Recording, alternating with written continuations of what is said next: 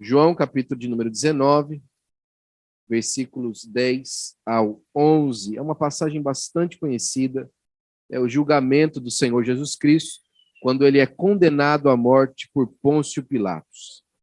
Vamos ler a partir do versículo 8. A partir do verso 8 diz assim a sua Bíblia e a minha também. Pilatos ouviu tal declaração e ficou ainda mais atemorizado. E entrando outra vez no pretório, perguntou a Jesus: de onde você é? Mas Jesus não lhe deu resposta. Então Pilatos o advertiu: você não me responde? Não sabe que eu tenho autoridade tanto para soltar você como para crucificar? Jesus respondeu: o Senhor não teria nenhuma autoridade sobre mim se de cima não te fosse dada.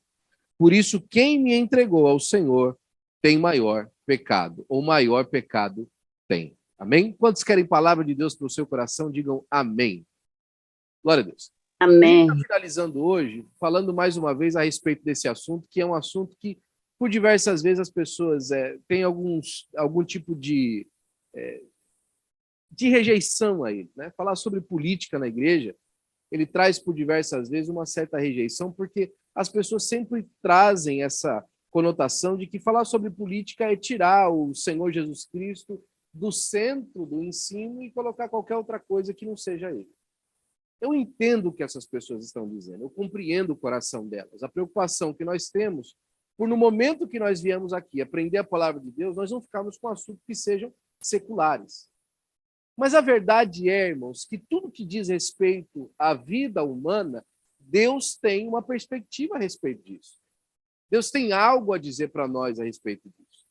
Não é perder tempo nós analisarmos as coisas da vida e tentarmos entender como é que a palavra de Deus, que é viva e eficaz, mais penetrante do que espada alguma de dois fios, e apta para discernir as intenções do coração, ela pode desenvolver um papel fundamental em dizer quais que devem ser as nossas opiniões para viver assim, ou então, como diz o populacho brasileiro, ou assado. Né? A palavra de Deus, ela tem uma perspectiva que pode nos levar a compreender melhor o que significa viver aqui como servo de Deus durante o tempo da vida onde nós estamos. A realidade é que não falar de política é cair naquela antiga frase de Platão, né? E está aí no seu estudo. Platão falou assim: o maior castigo para aqueles que não se interessam por política é que serão governados pelos que se interessam. Esse é o maior castigo.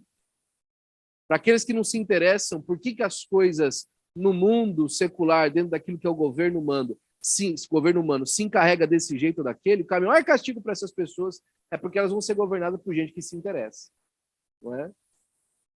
E é importante para nós, o nosso papel civil, o nosso papel humano, entendermos essas dinâmicas e também temos uma voz a respeito disso. Nosso estudo vai se debruçar em 3 aspectos diferentes e um quarto, onde a gente quer finalizar o estudo de hoje nesse assunto. O primeiro aspecto é o que a Bíblia fala sobre a política, o segundo assunto é a política e a igreja, em quem devemos votar. O terceiro aspecto é os que os políticos devem legislar, administrar e judiciar. E, por último, nós vamos falar do Senhor Jesus Cristo e a política. Né? E a primeira coisa é o que a Bíblia fala sobre política, o que a Bíblia diz sobre política. Né? Tem gente que fala assim que a Bíblia não fala nada sobre política, né? Mas é importante, em primeiro lugar, a gente estabelecer o porquê que a Bíblia é importante. A Bíblia é importante porque ela é o manual de fé e prática de todo cristão. A Bíblia é o livro que é o manual de operação desta máquina, o ser humano. Da Bíblia a gente extrai tudo aquilo que a gente precisa para viver. O pastor Antônio Gilberto costumava falar essa frase, e eu gosto de parafrasear ele nisso. Né? Ele falava assim: olha, na verdade os homens não falam a língua de Deus. Então Deus cobriu a sua palavra com linguagens humanas para que o homem conseguisse compreender a mente do Senhor. O que ele quer dizer com isso? É que a Bíblia é repleta de elementos humanos para que o homem consiga compreender como Deus pensa.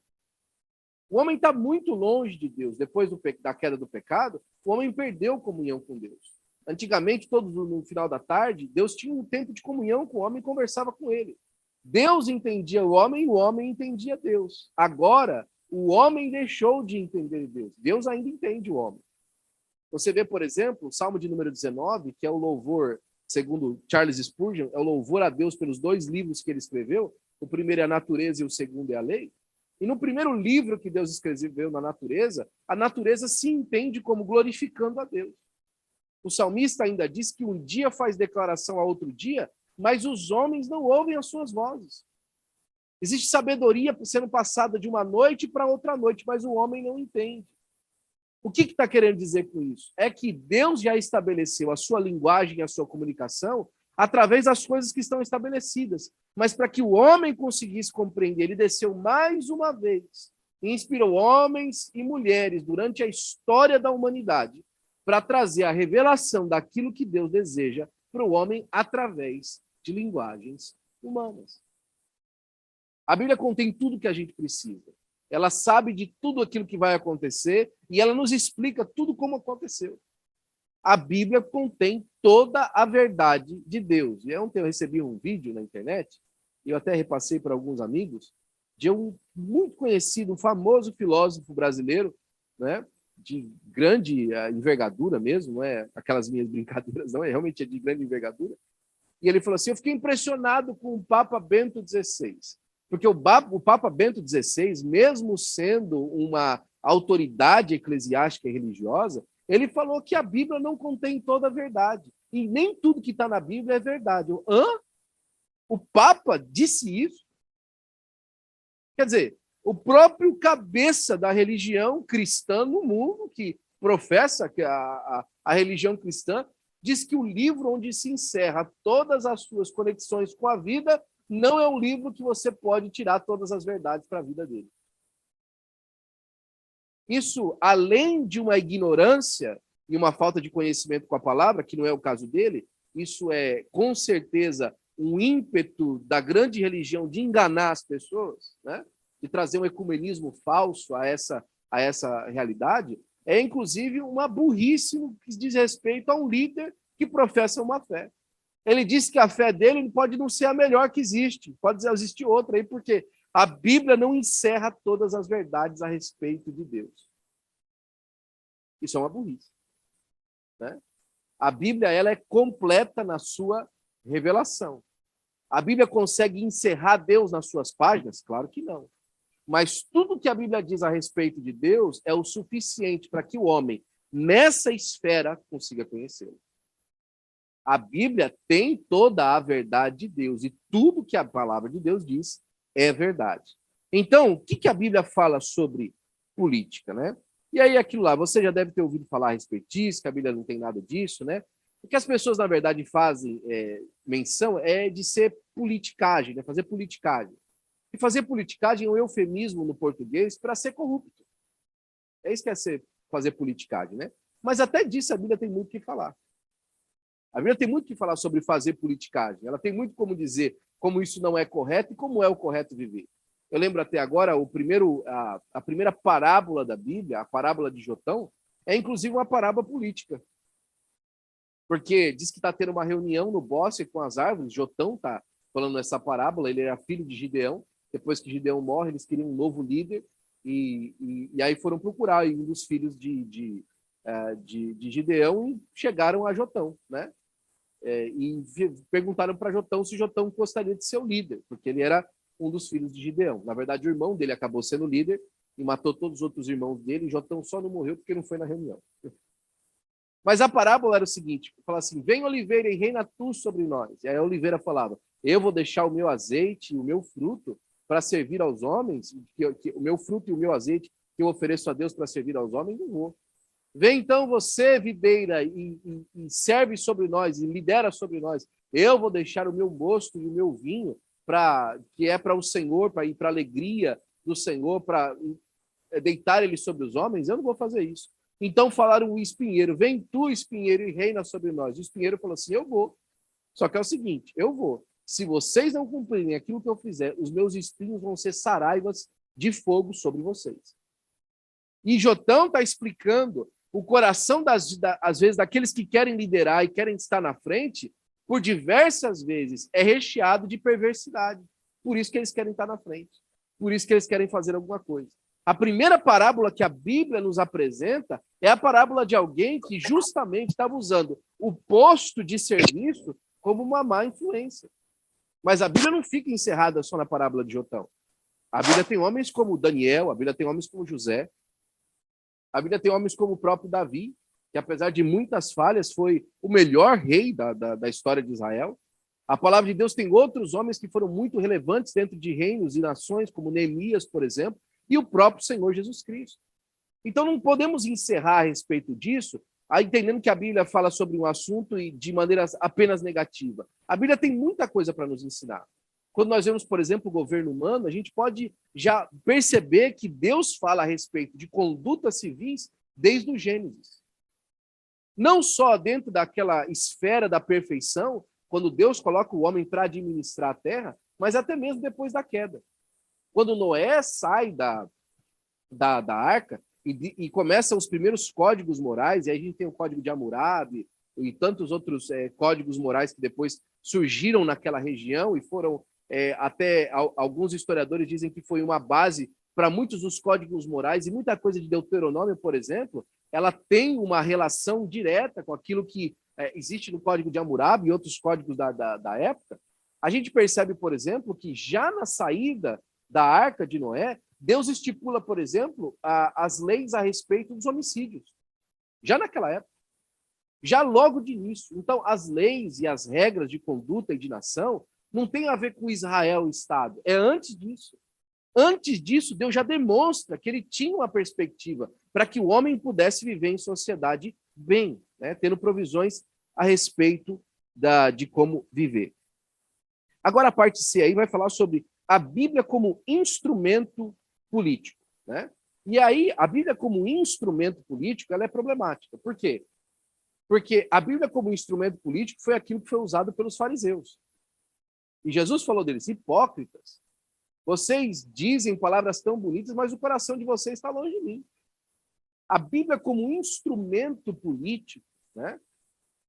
Como para forçar as pessoas a fazerem as coisas, ela pode causar tremendos danos numa sociedade, né?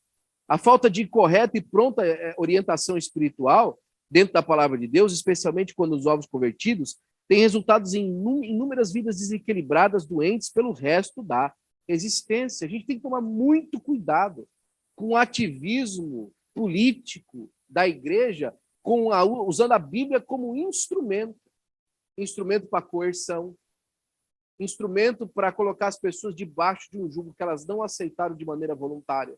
É muito problemático e muito perigoso. E a história está repleta de exemplos. Olha a Bíblia como instrumento político, por exemplo, nas cruzadas. Olha a Bíblia como instrumento político, por exemplo, na Santa Inquisição. A Bíblia foi usada como instrumento político para oprimir, para tirar as pessoas daquilo que era a maneira correta de servir a Deus. E a Bíblia, inclusive, foi usada como instrumento político para prender inteiras nações debaixo do Vaticano. Então, a Bíblia, como instrumento político, é muito perigosa.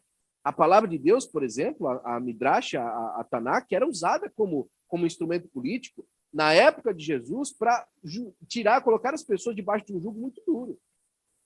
Aquelas interpretações que foram feitas a partir daquilo que dizia o texto da Bíblia hebraica, que era o Velho Testamento, eles deixavam as pessoas, a Tanakh, né, o Talmud, na verdade, que eram as interpretações daquilo que a lei dizia, deixavam as pessoas em julgos que eram completamente difíceis de conseguir cumprir. Você lembra aquele homem, por exemplo, que foi curado no tanque de Betesda? Quando ele se levanta, ele vai pegar a cama dele, vem um sacerdote e fala assim, escuta, um fariseu, você não pode ficar carregando a sua cama hoje não, porque hoje é sábado. E quando você vai para a lei não diz que ele não podia carregar a cama.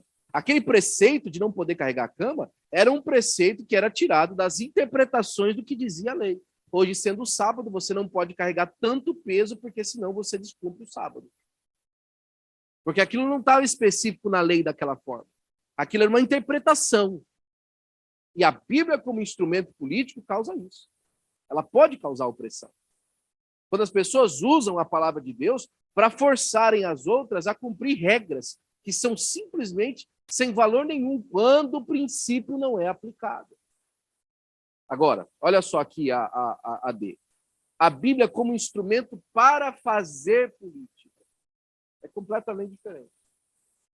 Neemias chega lá e ele percebe que a situação do povo está caótica. E Neemias, quando vai na sua oração, ele faz menção das promessas de Deus.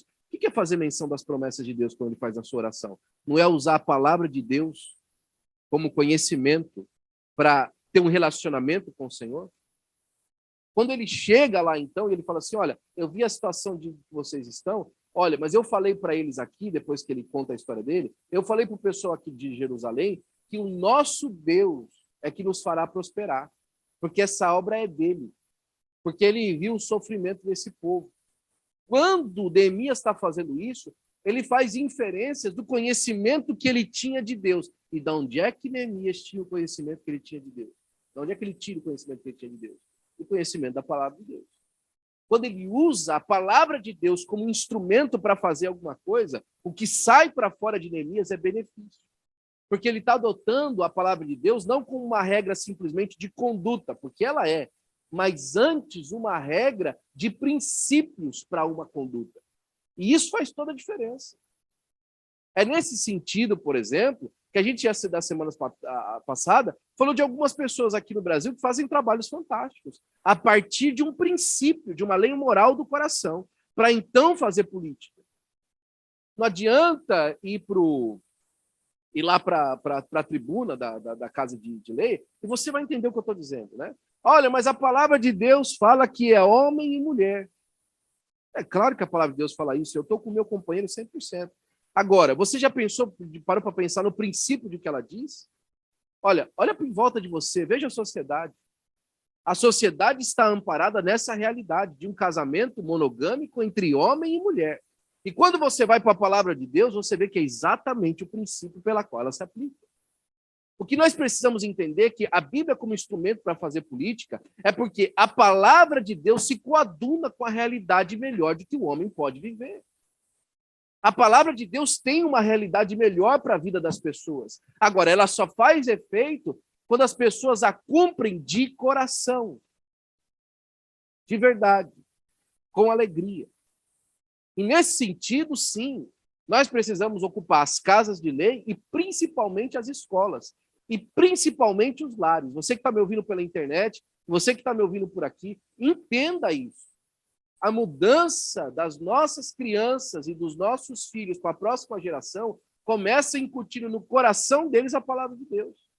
Quando você vai, por exemplo, para a história do progressismo, que começa muito antes que a gente pensa, quando começou, por exemplo, a história de escola pública nos Estados Unidos, né? Vamos diminuir o êxodo da escola, porque só os filhos de Granfino tinham condição de ir para a escola lá na Suíça, etc. Mais ou menos isso. Naquela época, na verdade, os pais precisavam ensinar as crianças em casa, o que, claro, gerava um problema para as famílias mais pobres, porque as famílias mais pobres não tinham condição nem conhecimento de dar conhecimento para os pais. Então, tiveram a ideia maravilhosa de transferir a questão do conhecimento e da formação intelectual da sociedade a partir das crianças para o Estado. Beleza. Só que aí o Estado, em vez de buscar aquilo que dizia respeito à cultura e à sociedade, que aquela sociedade, aquela cultura queria manter, não. Começou a buscar naquilo que era o avanço da ciência, no sentido da progressão e do afastamento das tradições das famílias. E com esse afastamento das tradições da família, nós fomos formando geração após geração, mais para trás, mais longe daquilo que dizia a palavra de Deus. Um dos maiores momentos dessa transferência, dessa história, foi causada por um dos maiores presidentes que esse país já teve, John Kennedy. John Kennedy foi quem assinou a lei tirando a Bíblia das escolas, proibindo que a palavra de Deus e a oração fosse colocada nas escolas. Logo depois disso, ele acabou morrendo. Mas esse foi um dos grandes feitos do John Kennedy. Eu não estou dizendo para você que o Kennedy era filho do diabo, nem nada disso. Eu estou dizendo para você que o presidente americano foi convencido por essa progressão de não incutir nas pessoas a realidade da palavra de Deus, porque isso seria aquilo que eu estava falando lá em cima antes, né? Imprimir a Bíblia como obrigação para as pessoas. Mas não se tratava simplesmente disso. Se tratava de continuar, no período da escola, aquilo que a família já tinha como tradição em casa. E essa reprogramação, com as crianças passando 8 horas por dia na escola, 5 dias por semana e 1 hora e meia na escola dominical, fez com que a sociedade americana fosse cada vez mais secularizada. E o resultado que a gente está vendo é isso hoje. Depois disso vem a década de 60, e justamente nesse tempo que começou essas coisas, vem a década de 60, a década de 70, depois o produto desses jovens que foram incutidos dessa maneira, a década de 80, a de 90, quando você agora liga a televisão, e até mesmo os pais estavam sendo ridicularizados, e hoje agora no ano 2000, você vê o presidente americano, que se diz católico, achando que está ok você cometer um aborto, que isso é uma questão de saúde feminina. As pessoas perderam o padrão que colocava, embasava aquilo que a palavra de Deus diz para cumprir. E o contrário também é verdadeiro. Você simplesmente apresentar, é assim que a Bíblia diz, e não entender o princípio, também é nocivo. Então a Bíblia, como instrumento para fazer política, ela parte do coração de alguém que quer realmente fazer alguma coisa que vai trazer benefício para a sociedade. Alguns escritores acusam os crentes que querem se envolver com política, falam assim, o pessoal quer esquecer o evangelismo e quer andar para as casas de legislação. Não se trata disso. Eu, por exemplo, os políticos que eu conheço nunca deixaram de evangelizar porque eram deputado, ou nunca deixaram de pregar porque tinham um cargo político. Isso não é verdade. Algum ou outro até pode ser que a pessoa realmente abandone a fé e se desvie, mas isso não é o caso geral. Uma coisa, você não precisa deixar de ser crente para se envolver com os assuntos que dizem respeito à sua cidade. Você não precisa de deixar de ser crente para você se envolver com aquilo que a sua cidade está indo. Às vezes a gente se pergunta, e o pastor Cássio falou isso um pouquinho no primeiro estudo, que geralmente isso acontece porque a nossa teologia, principalmente a assembleiana nesse sentido, é muito escatológica, né? Como assim? Eu explico para você. A nossa teologia é, o mundo vai acabar e nós vamos embora com Jesus. Então deixa o anticristo se virar com o mundo aí. Né? Ele vai se virar com as coisas, e tem gente até que fala isso com dívida, né? Vou comprar, se não der para pagar, eu vou com Jesus e o anticristo que pague, né? Você acha que você vai subir devendo? Brincadeira, né? Talvez você não suba, você está devendo. Mas o que a gente percebe nisso é que essa teologia escatológica, às vezes afasta as pessoas de cumprirem aquilo que é a sua mordomia cristã. Deus entrega talentos para que a pessoa possa imprimir na sociedade uma boa influência e mostrar Jesus. Ele fala assim, não, o mundo vai acabar, deixa o mundo se acabar. E ele não usa da sua mordomia, da sua maneira de ser, para trazer um impacto positivo para as pessoas que estão em volta dele.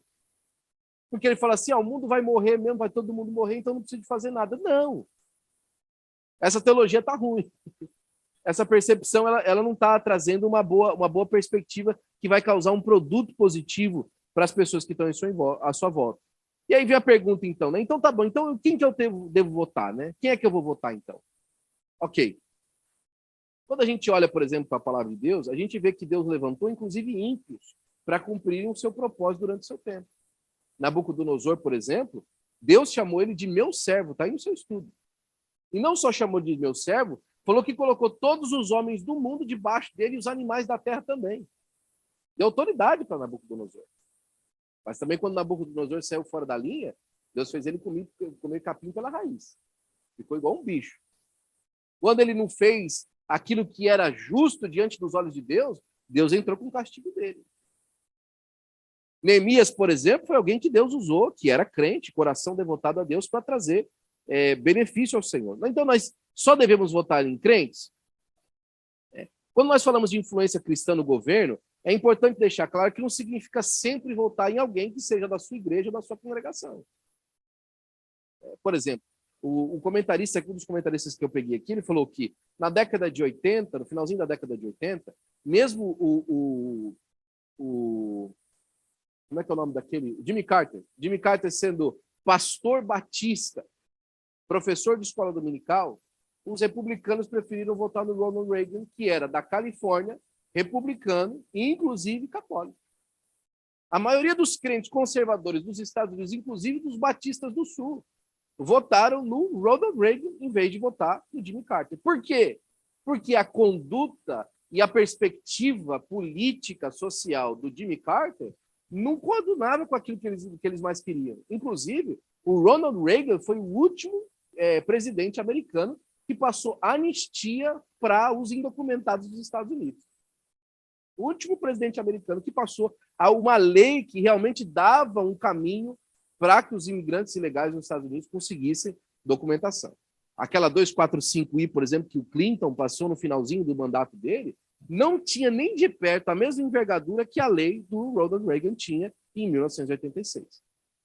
Mas o que fica claro dentro dessa conduta é que mesmo Ronald Reagan, não tendo a mesma perspectiva de fé que a maioria dos cristãos evangélicos dos Estados Unidos, eles, por entenderem que o padrão de governo que o Ronald Reagan queria oferecer para o país se coadunava muito melhor com aquilo que eles queriam também para o seu país, eles preferiram votar no Ronald Reagan. Nem sempre a gente vai votar naquele que se parece mais. Posso fazer um parênteses para você? No ano de 2016, no Brasil, nós tínhamos um candidato da Assembleia de Deus. Um pastor da Assembleia de Deus candidato a presidente do Brasil. Sabe quem que era? Cabo Daciolo. Pastor da Assembleia de Deus, pentecostal. Por que os crentes não votaram nele? Por que a gente não votou no Daciolo para presidente do Brasil? Não, crente, não, pastor. Por que eles preferiram votar no Bolsonaro? Bom, porque olhando o Bolsonaro e olhando o Daciolo, primeiro, a gente entendia que a sanidade mental de um era diferente da sanidade do outro. Apesar de que os dois são meio malucos. Mas a gente percebia que o plano de governo do Bolsonaro tinha uma probabilidade maior de dar certo debaixo da bênção de Deus do que os afãs do Daciolo de sair acusando todo mundo de maçom, sem prova nenhuma.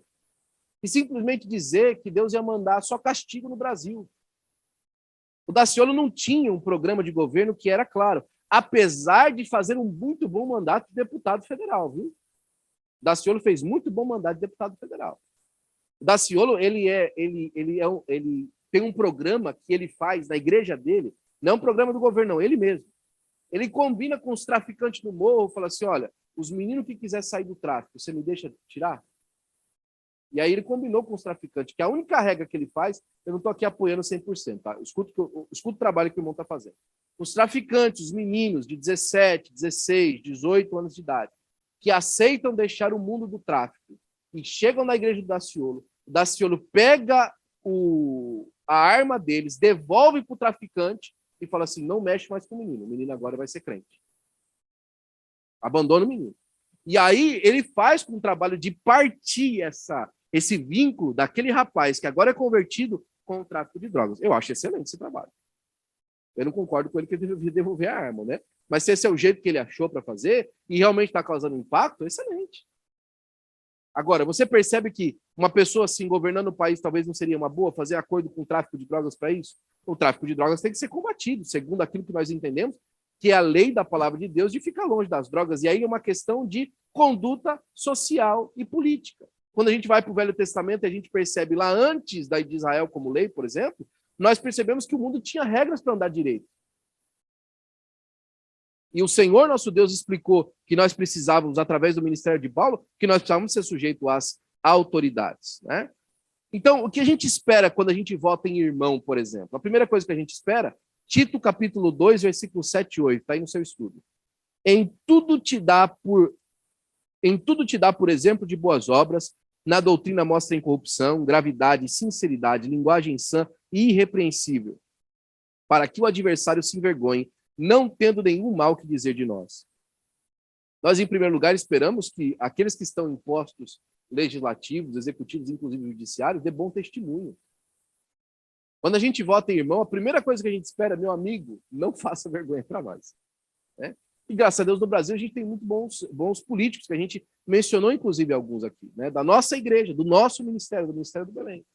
Nós temos o pastor Paulo Freire, que é deputado federal, nós temos a irmã Marta Costa, que é deputada estadual, nós temos a irmã Ruth Costa, que a gente mencionou alguns dias atrás, que é vereadora na cidade de São Paulo, o irmão Lucas Greco, que é pai do pastor e missionário lá em Washington, o pastor Renan Greco, que é vereador na cidade de Araraquara. Nós temos muitos irmãos espalhados pelo interior de São Paulo e outros lugares do país que estão dando um excelente testemunho de conduta e trabalhando pela cidade onde eles estão. Hã? O Rubinho foi membro dessa igreja, é vereador hoje do Brasil, na cidade dele. Foi membro aqui, dos irmãos aqui, com os irmãos aqui em Los Angeles durante o tempo do pastor Joãozinho. Hoje ele é vereador na cidade dele e a gente acompanha ele, ele faz um excelente trabalho. São homens de Deus, fazendo um trabalho para a sociedade onde eles estão incutidos. E quando eles estão lá, eles estão representando o Senhor. Eu queria ter mais tempo para contar para você o testemunho que a nossa irmã Ruth Costa contou para mim a respeito do presidente da Câmara de Vereadores do Estado de São Paulo.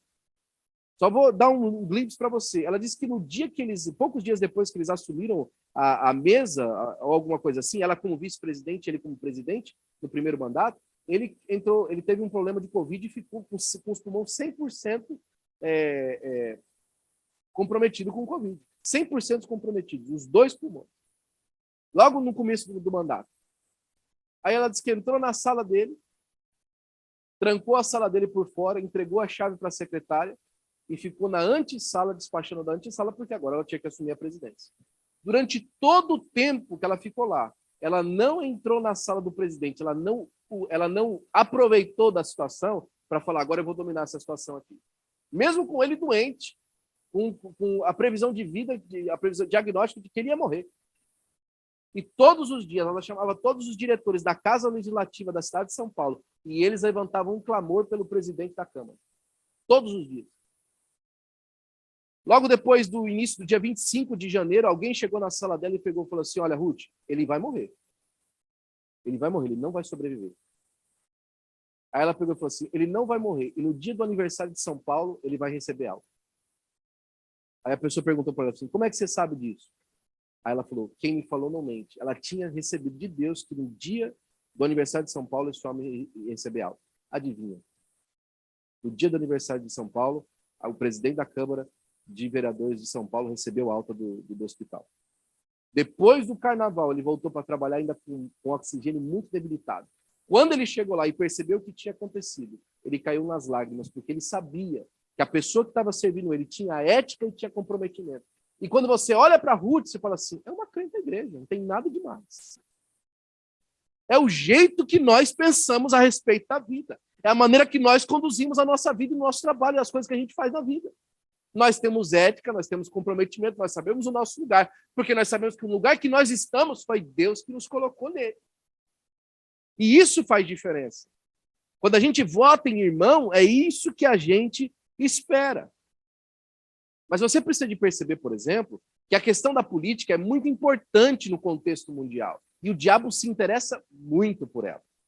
No ano 2000, um livro chamado Filho do Fogo, que na verdade foram 2 volumes, o segundo volume fala o personagem principal do livro, né, que é o Mastral, ele fala, por exemplo, das reuniões do satanismo no Brasil, combinando como é que eles iam fazer com a bancada evangélica. Eles iam se infiltrar na igreja e derrubar deputados evangélicos, políticos evangélicos, autoridades evangélicas, mostrando toda a maquinação de como é que eles iam fazer para derrubar os crentes.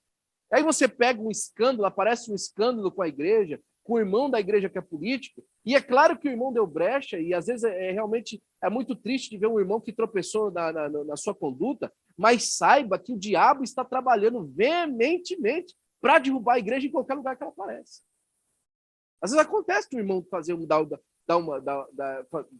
cair, né, na sua conduta.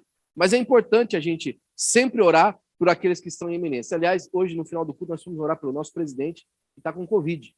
O presidente Joe Biden está com Covid. Nós vamos orar por ele em nome de Jesus. Amém? É mais do que um cargo público, né? Você está representando lá dentro da perspectiva da política, é mais do que um cargo público. Vou te dar um exemplo aqui.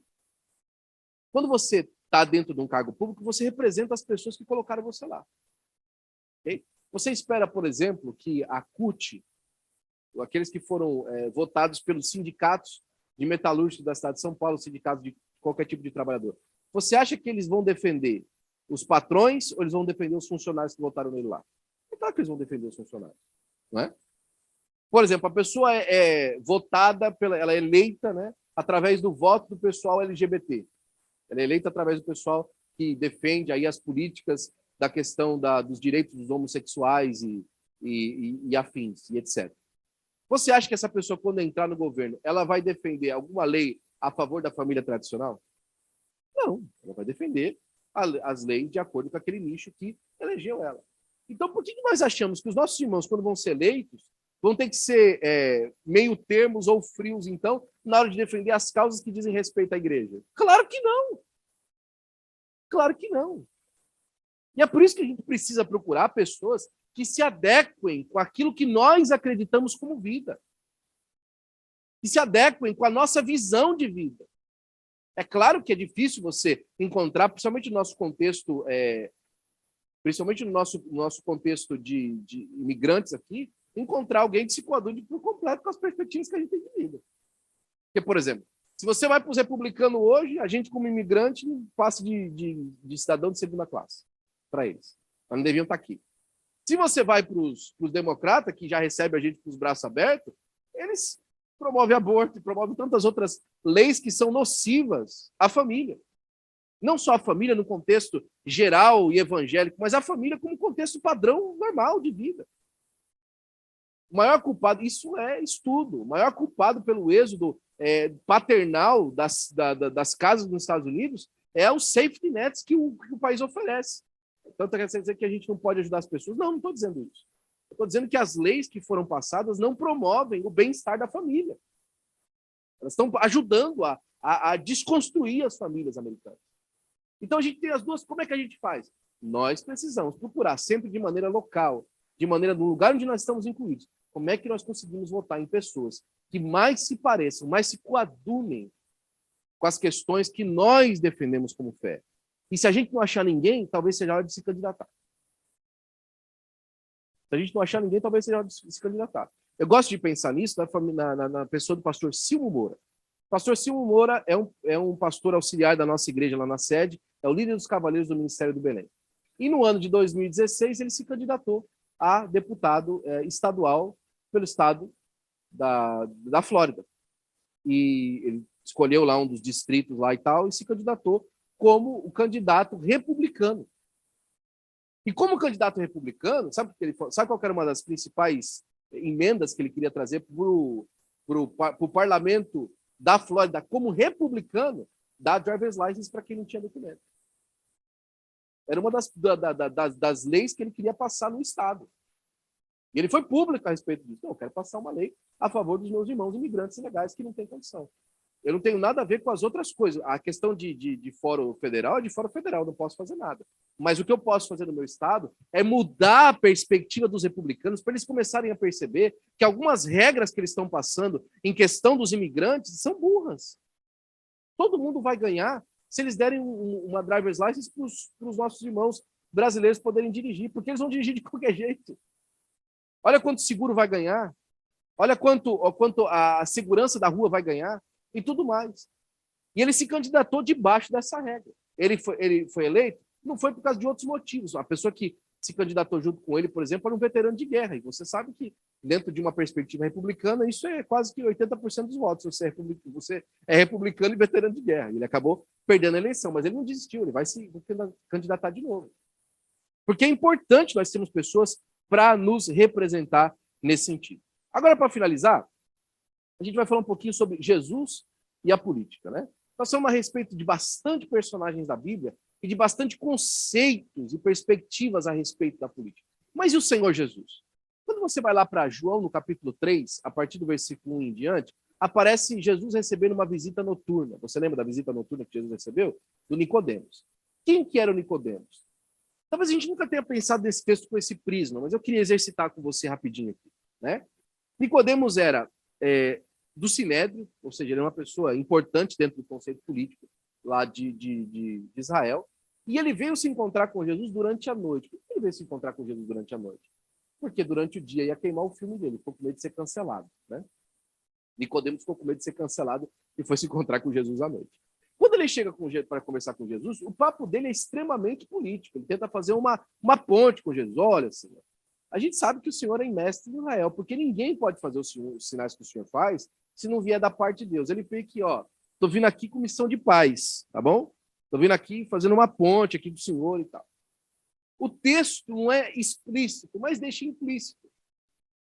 que, como fariseu, que Nicodemos era, membro do Sinédrio, ele veio mais ou menos que interpelar Jesus para ver se existia alguma possibilidade de uma conexão ali, uma aliança, porque as coisas que Jesus estava falando, ele também concordava. O Senhor é um mestre enviado da parte de Deus, porque ninguém pode fazer as coisas que o Senhor faz se não vier da parte do Senhor.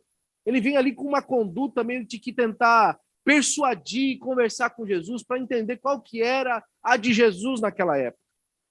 Jesus, entendendo Nicodemos de longe, vendo Nicodemos, falou assim: olha, vou falar para você qual que é a minha. Se você não nascer de novo, você não pode entrar no reino de Deus. Nicodemos vem oferecer a Jesus um acesso àquele reino. E Jesus fala para Nicodemos que se ele não nascer de novo, ele não tem acesso ao reino de Nicodemos. Isso é muito importante para nós, irmão. Entender que nós não estamos falando de política pensando em lugares de poder. Nós já temos poder. Nós não precisamos do poder que os homens oferecem. Nós já temos poder. Nós temos o poder do céu. Quando você ajoelha aí, Deus ouve a sua oração. Olha, se o presidente americano quiser falar com o estado da Califórnia, ele liga para o governador Gavin Newsom, né? Se ele quiser falar com a cidade de Los Angeles, ele liga para o prefeito. Se ele quiser conversar com o bairro, ele liga para o City Council daqui, representa aquela região, aquele bairro. Mas quando Deus quer falar com Los Angeles, ele fala comigo e com você. Quando Deus quer falar com Los Angeles, ele usa os seus servos para falar com Los Angeles. Você entendeu a esfera de poder da igreja, que é completamente diferente? Nós não estamos buscando poder lá de fora. Né? Para esse pastor gostava sempre de contar a história que certa vez o Paul Yang-cho, lá na Coreia, grande pastor coreano, construiu um trabalho muito lindo lá para o Senhor nosso Deus ali na Coreia, uma Assembleia de Deus, a Full Gospel Church. Tem bastante aqui em Los Angeles, essa igreja coreana. É o pastor Paul Yang-cho, que é o fundador dessa igreja. E o pastor Paul Yang-cho, naquela época, quando a questão da Coreia estava se estabilizando, e os coreanos foram muito influenciados pelo trabalho da igreja evangélica na Coreia, e a coisa estava se estabilizando, o Paul Yang-cho era muito amigo do presidente. E certa vez, a mulher do presidente ligou para o pastor, e o pastor estava orando. Né? E ele tinha falado para a secretária dele que quando ele estivesse orando, não era para ninguém interromper. Podia estar acabando o mundo, mas não era para interromper enquanto ele estivesse orando. E aí a esposa do presidente ligou para o Paul Yang-cho e falou com a secretária e falou assim: eu gostaria de falar com o pastor. Me desculpe, mas infelizmente a senhora não pode falar com o pastor porque o pastor está orando e ele me disse que quando ele está orando ele não pode atender o telefone. Aí ela falou assim: a senhora não entendeu, o presidente está querendo falar com ele. Sim, eu entendi a senhora, mas essa é a regra que eu tenho. Aí ela desligou o telefone, meio acuada, né, tal. Aí passou mais uns 15 minutos, ela liga de novo. Olha, acho que você não entendeu, minha filha, eu preciso falar com o pastor. O presidente da República quer falar com ele. Eu falei assim: eu entendi o que a senhora falou já, mas assim que ele sair da oração, eu passo o recado da senhora para ele, porque ele me disse que não é para me interromper enquanto ele está orando. E aí passou 1 hora e meia, aí o pastor sai da oração, mais ou menos 2 horas depois. E aí a secretária estava, meu Deus do céu. O que foi, minha filha? Ele vem para fora e percebe que ela está assim. O que foi, minha filha? Não, pastor, é que é o seguinte, a esposa do presidente já ligou, o assessor dele ligou, depois a esposa ligou. Eles ficaram um pouquinho bravos comigo e tal, porque eu não deixei, né? O senhor me deu aquela diretriz de não incomodar o senhor quando o senhor está orando e tal. Eu não tem problema, não, fica tranquilo, meu filho.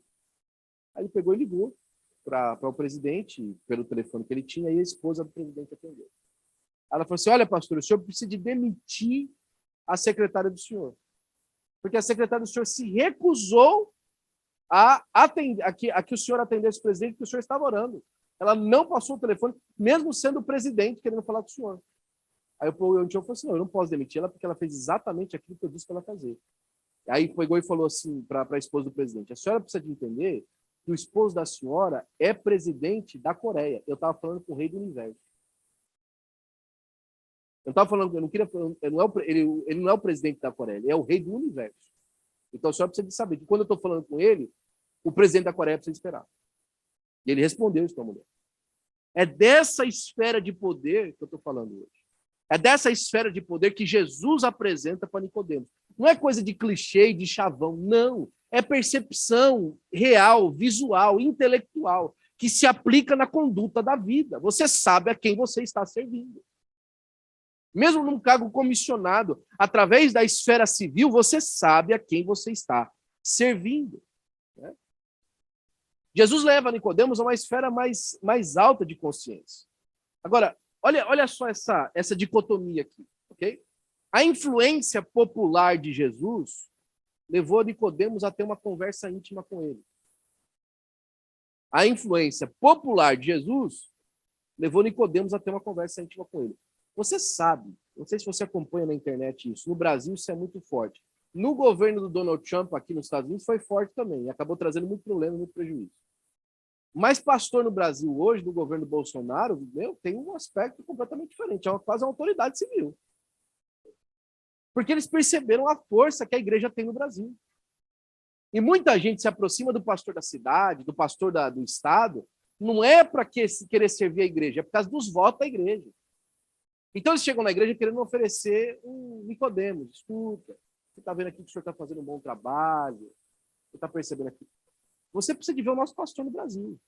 Nosso pastor no Brasil, o pastor José Wellington Bezerra da Costa, ele recebe autoridades do país inteiro.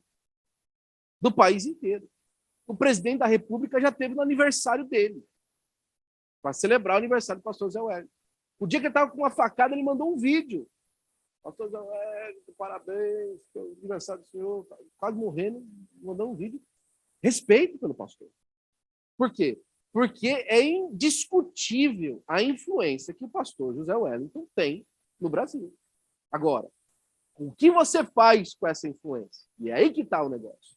O pastor José Wellington parece que aprendeu com Jesus. Porque ele não usa daquela influência para manipular coisas para si próprio.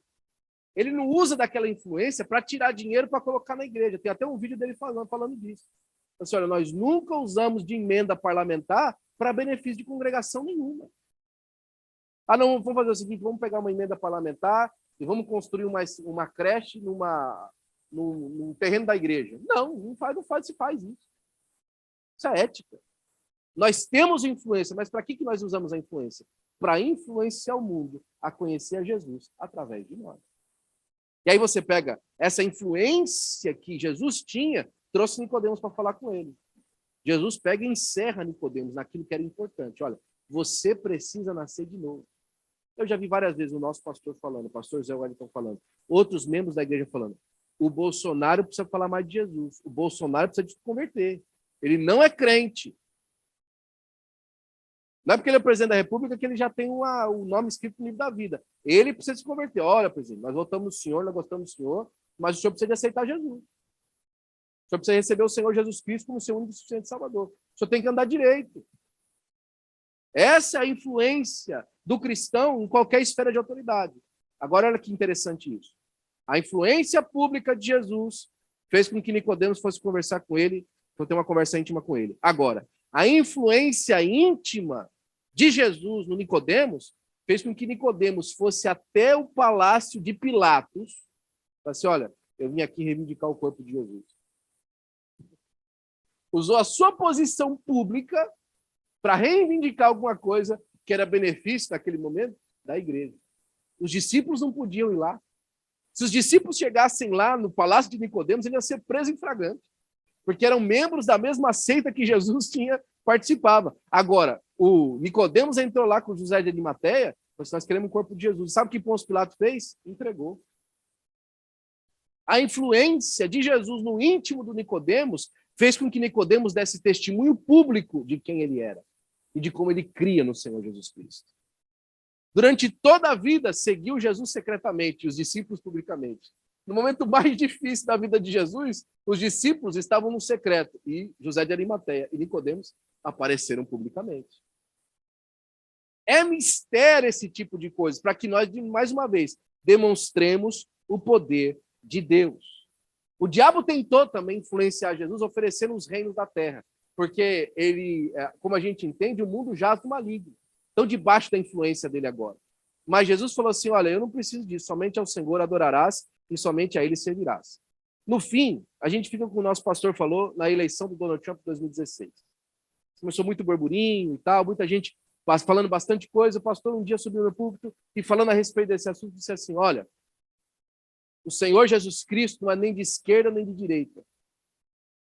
Quando Jesus voltar, ele não vem se filiar ao Partido Republicano e também não vem se filiar ao Partido Democrata. Quando Jesus voltar, ele não vem aqui para fazer acordos com os governos da terra. Ele vem para tomar o poder para si. Jesus não vai fazer acordo com ninguém. Vai falar assim, ó, Donald Trump, bom trabalho aí, estou chegando aqui se você precisa de alguma coisa. Não. A Casa Branca vai deixar de ter poder. O Kremlin vai deixar de ter poder. O Zelensky vai deixar de ter poder.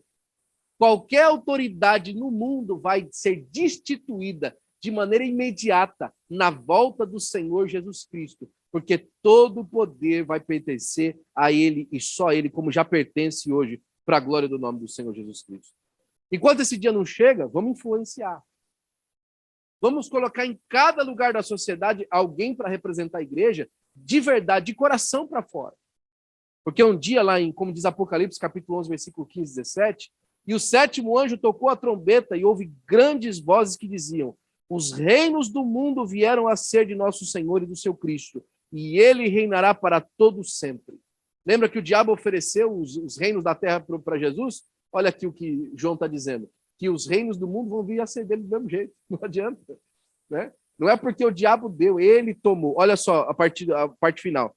Graças te damos, Senhor Deus Todo-Poderoso, os seus 24 anciãos dizendo, graças te damos, Senhor Deus Todo-Poderoso, que és, que eras e que hás de vir, que tomaste o teu grande poder e reinaste.